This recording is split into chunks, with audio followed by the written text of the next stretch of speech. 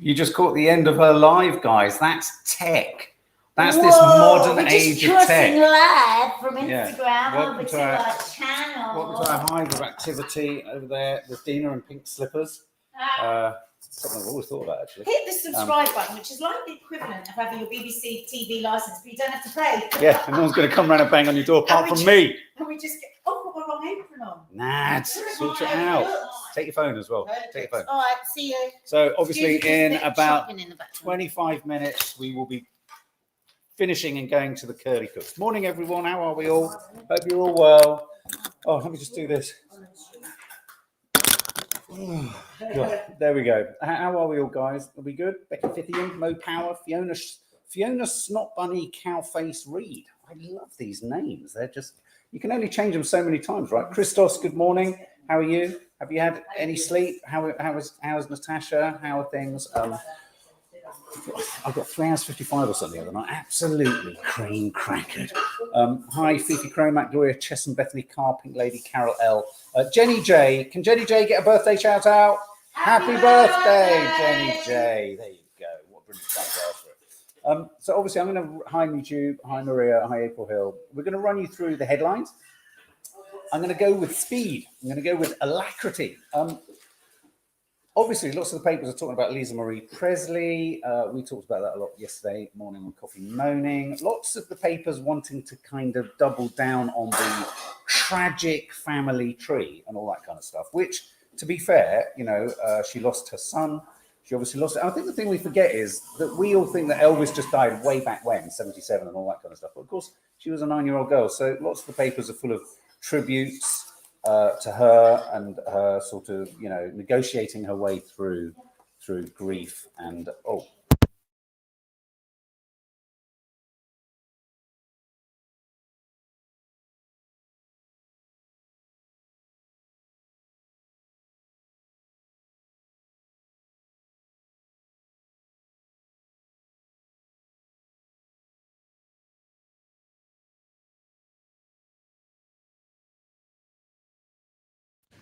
How's that? Jesus Christ. Audio when? Okay. 2 minutes lost. So it's the Curly Cooks in 25 minutes. We've been ploughing through all the papers. Is that better, guys? Christine Gatehouse, have you got sound now? Hi, Angela Lott. Cora Wade, welcome as a new member. Is that back better? Good. Say hi, Nads. Well, knock the sound off. Hi. Happy birthday, Jenny J. Happy birthday. So lots of the papers talking about Lisa Marie, as I was just saying. Sorry about the sound problem. And yeah, lots of them wanting to sort of double down on the idea that the Presleys is a family tree of trauma and grief and what have you. And when you look at it, it is pretty much. So she is a woman whose life has been surrounded with grief and upset. And also then the oddities of things like being married to Nick Cage and Michael Jackson and all that kind of stuff. Throw that in the mix. And yeah, it's been a hell of a life. So obviously lots of memorials, lots of tributes, lots of remembrances. So that's what you're getting in a lot of the papers today. But I'm afraid once again on the front of the papers is Harry. And he says there's enough for another book. What? Do we want another book? That's the big question, Lee Durrant. Do we want another book? He says there's enough for another book. I can't help but feel. He says he edited out revelations about his father and brother because they wouldn't forgive me. Isn't that rubbing salt into the already fresh wounds and kind of almost wielding a slight threat? Do you not think? Things are getting a little, oh my God. And has anyone heard the actual audio recording of his Elizabeth Arden cream? Put it this way, one place I don't want to go is to Frost-Nipistan. Doesn't sound nice in Frost-Nipistan. So me and Nadia were saying yesterday, he sounds, does anyone else think? Have you listened to it? Listen, it's a meme running around everywhere. He also sounds like Gordon Ramsay. Sounds exactly. Really weird. First thing me and Maddie said was, it's Gordon fucking Ramsay. When Kay played me the clip yesterday at Loose Women, I said, that's not Prince Harry, that's Gordon Ramsay. Well, he was a combination of Gordon Ramsay with, what's the one who used to go, I'm on a boat. I'm catching Hugh Fernley Whittingstall. It was like the love child of Gordon Ramsay and Hugh Funny. I'm on a boat. I'm about to pull a fish from the sea. This is a fish. Do you remember how he'd state everything that was going on? It's a live kitchen, guys. Sorry about the sound. Here we go. Look at this. Look, let's just have another look at his gumph. There we go. There's his face. Now, here's the thing. We were extraordinarily sympathetic, empathetic. We were won over. We were charmed. We felt like we saw both sides. But slowly, that compassion is beginning to ebb away. The Todger that's done it. The Todger. Calling it a Todger, guys. Well, whilst talking about his mother's lip cream. But then calling a cold place for his penis Frostnipistan. In itself, I hate to say this, calling it Frostnipistan is in itself a little bit of a finger up to Afghanistan. Think about it. Okay, well, the Sun has said this: Harry's driving us spare. So obviously the opinion polls are against him. Over half think he must lose his title. 2/3 say he cashes in on status. Should Harry and Meghan be invited to the King's coronation? 44% say no. Do you think Harry blames the media for his problems too much? 61% say yes. I mean, it's important to note that this poll was only taken amongst Buckingham Palace staff. Only joking. There's some other statistics here done in a. This is the kind of spreadsheet type of pie chart thing in school where you go. After the release of Spare and his media interviews, has your opinion of Prince Harry got better or worse? 50% say worse. He's laughing. Jenny J. Look, I want to like the guy. I like the guy. I think it's unfair, and I've been long. Like anyone who watches this channel will know that I've said for a long time there has been definite racism at the heart of the coverage, and I think there still is in a very indirect fashion. But I think someone next to him needs to start saying, I think you should have got someone else to read your book. So anyway, so Harry's everywhere, and whether it's a threat, you could see him saying there's a second book as a threat, or as, I've done you a favor, guys, I've done you a favor. Lee Durrant, I had huge respect for him before the book, has gone down in my estimation now. Joe Pardon, he had more publicity now than he did. Sorry, I'm going fast because there's so much mixing in the background. I feel like I need to keep going. Nads, have you got any sort of slow down pills? But for me, Stop drinking coffee. it's only my second coffee. Jesus, what joy can a man have? Okay, next headline Nadia's going to like. Oh, you're right. Yeah. Jesus Christ. She's just chopped her left finger off, little finger. Look at this, guys. Anyone on HRT? HRT may cut the risk of dementia in women. Front page of The Guardian. Front page of The Guardian. It's a big one. Hormone replacement therapy could help prevent Alzheimer's disease in millions of women at risk of developing the condition. As you know, 2 out of 3 people who get Alzheimer's are women. About a quarter of women in the UK alone carry a gene called APOE4, which is the strongest risk factor. But HRT shows that it has the capacity to reduce the risk if you have that gene. So HRT could risk. The profile of HRT is changing over the years, isn't it? It says who, says Susan Cooper. It's a good point. I mean, it's a bang on the front of it. It's a team of researchers at the University of East Anglia and the University of Edinburgh. I didn't go to East Anglia. I was going to, but I turned them down. So maybe it's a load of old horse shit. But anyway, HRT. So, things that we traditionally thought were perhaps bad for us or questionable, potentially there's something good in it. It's like coffee, guys. Big headline from Tim Spector. Coffee makes you live forever. No, it doesn't. Not forever. It does. The more you drink coffee, live longer. The more you drink of coffee, the longer you live. It's just true. That's why I'm having 80. Now, I'm changing the tone for a minute here because I want to talk about this. And I saw this story yesterday, and this is tragic. This is a tragic story. This is the story of the woman. I didn't realize the woman who was killed by these 8 dogs was walking the dogs. Oh. She was the dog walker. And in the process of her being mauled by the 8 dogs, she was screaming at people around her to keep away because she knew that it was an irresolvable situation. Oh my God, she's so brave. So this has become a story of heroism as she essentially stopped passers-by from helping her. The reason it started is one of her dogs started to fight, bark, or attack another person's dog. I think the owner of that other dog also got slightly injured. She tried to separate them, and in separating them, the dogs turned on her. And when they turned on her, she was screaming at them, "Please turn away." Now, they were the Leon Burger. Is that the lion? Those are dogs that were sort of lion hunters. 2 Dachshunds, and they were in police kennels. Dachshunds, they're small, aren't they? Aren't Dachshunds hot dogs?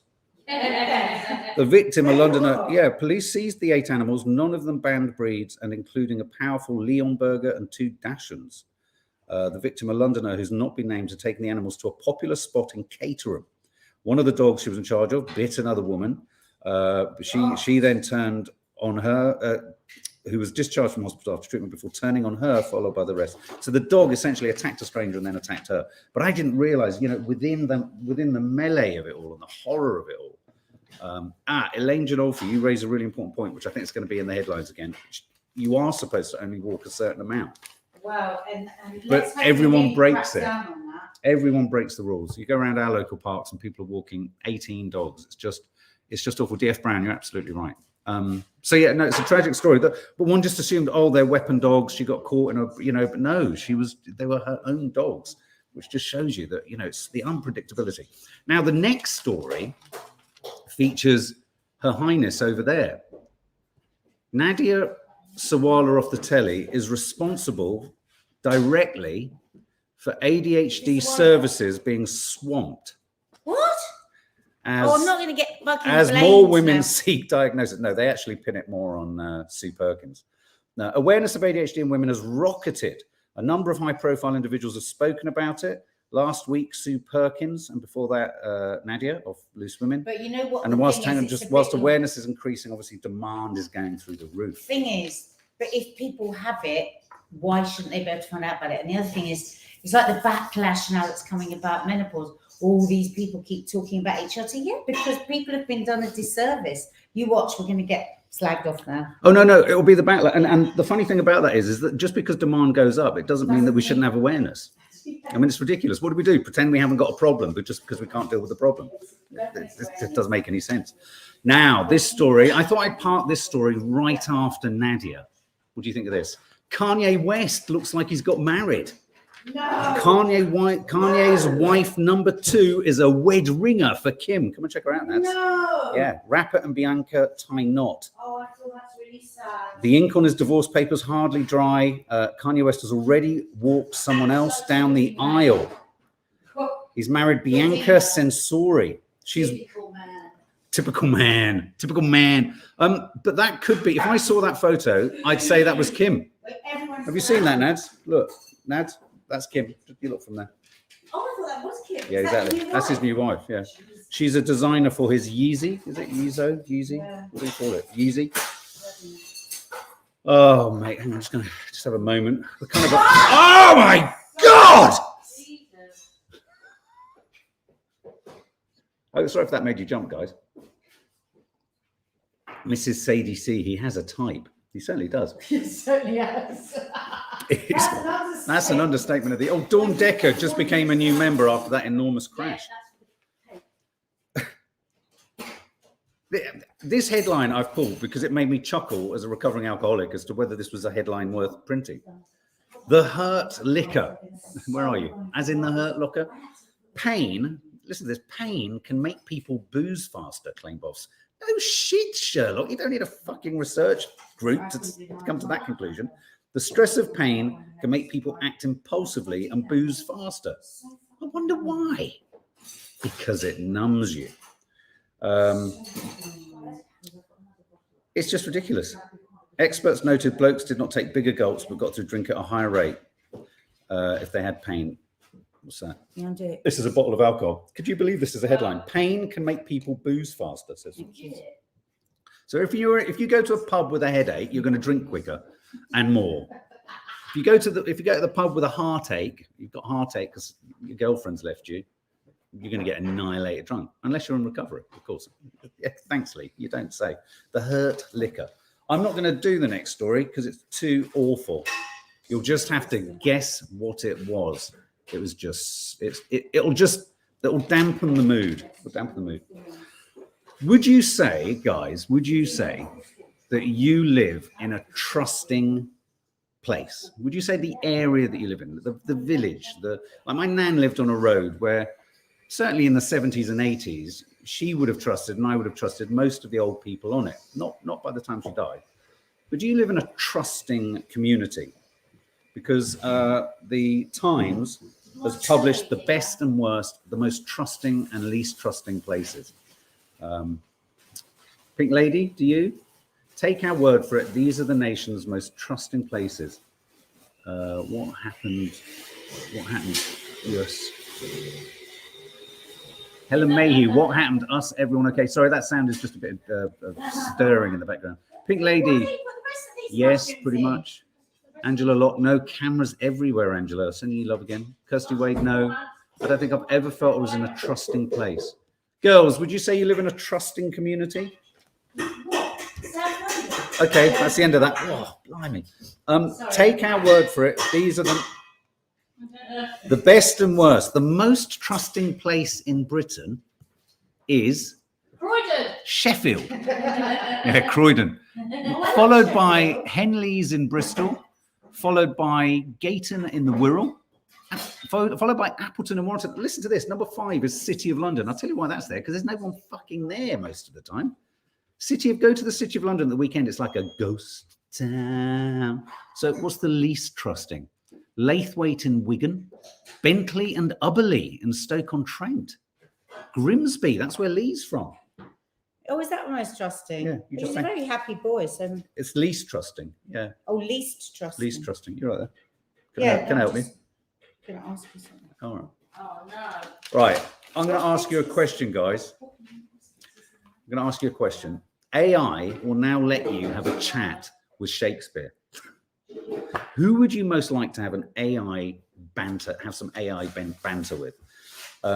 AI is allowing you to be able to have an artificially intelligent conversation with the likes of Albert Einstein, William Shakespeare, the Queen, Churchill.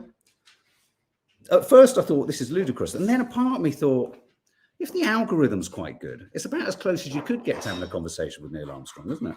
Neil Armstrong's one of them. Who would you like to have Good Ship Lollipop, that's really sweet. You said your dad. Oh, that's really sweet. Oh, Amy May, you agree. Bentley and Stoke is a bad area. Emma Staple, you'd like to talk to the Queen. Michelle S., Marilyn Monroe. Don't mention blonde.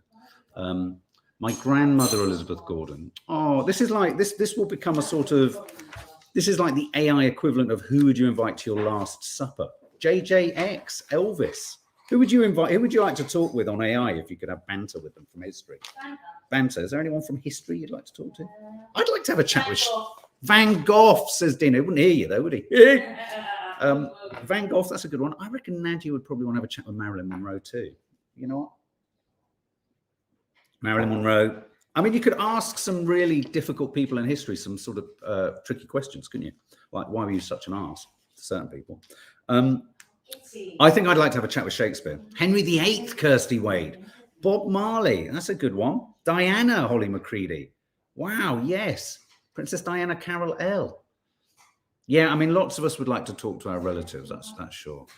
I would like to have a chat with Nelson Mandela. Nenad Lukic, that's a good one. That's a really good one, yeah. I'd quite like that. I mean, you know, if we're willing to sit around and do Sudoku and crosswords, why not chew the cud with one of your idols? Abbey Reed, Fred West. I was supposed to ask him why he was such a psychopath. Imagine having to create the algorithm for that, though. Frank Sinatra, Lee Doran. I don't know what happened there. Just suddenly sort of made a connection, Lee, with you and Frank Sinatra. I'm just going to drink some vodka. Just one sec. Is that too noisy, Mark? Of course it is. Sorry. It's all right. Move me. It's all right, darling. Don't worry. Now, if any of you meet you, this might be of interest to you, Tez, if you're here. Anyone who's into streaming, movies, everything, this week me and Maddie went to the preview screening of The Last of Us, which is a new series based upon a very successful computer game called The Last of Us. The lead actress in it has come in for a lot of trolling. And this is awful. So the lead actress, trolls filled me with doubt, says actress. The actress is Bella Ramsey because she doesn't look like or doesn't fit in with what a lot of people feel the actress should have been for this role. That's obviously Bella Ramsey on the left, and that's the character she's playing within the game.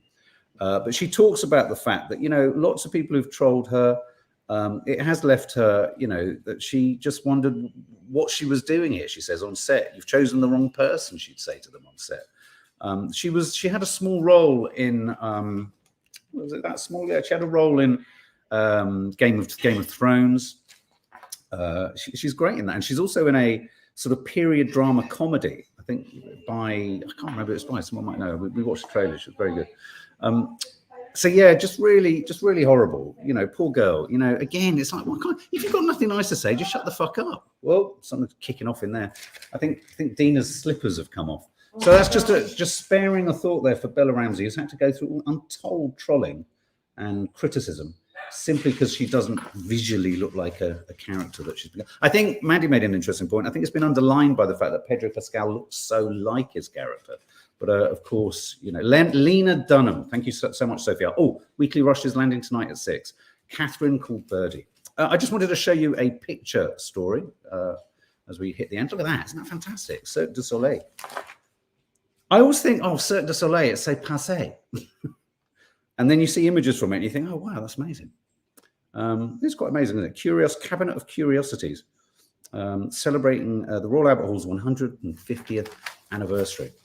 Me and Nadia are looking to recreate exactly that pose as long as we can get Dina involved. So yeah, Pedro Pascal, JJ. It's a wonder wall. Noel Gallagher.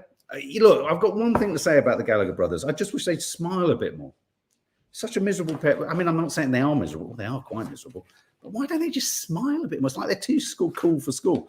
Noel Gallagher is divorcing his second wife after 22 years together. He met Sarah McDonald in an Ibiza nightclub in 2000. Wow. And they tied the knot 11 years later. They have 2 sons together. But their relationship's gone to the wall. Wonderwall, in fact. Now, that would be interesting to see, Mark. Oh, what us doing that pose, wouldn't it? This is another story around drugs. Ket's a bet cure. More and more, we're hearing that ketamine is becoming a sort of potential solution for many other addictions, isn't it? I mean, obviously, we're not talking about buying ketamine off the street and sharing it about, but this is, medically sanctioned and, prescribed ketamine. Betting mad Brits will be given party drug ketamine to cure them of their gambling addiction.